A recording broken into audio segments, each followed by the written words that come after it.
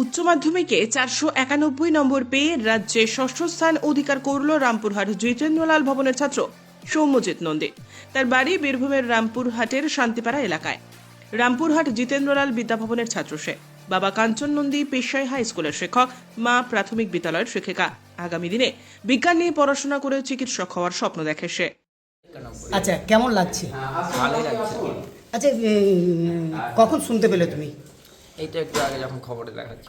আচ্ছা, কি আশা করেছিলে? আশা আমি করেছিলাম, মানে এই যে নাম্বার হবে সেটা আশা করেছিলে? না নাম্বারটা কত হবে আশা করিনি, তবে র্যাঙ্কের মধ্যে থাকবো এটুকু আশা করেছিলাম। আচ্ছা, কত নাম্বার এসছে?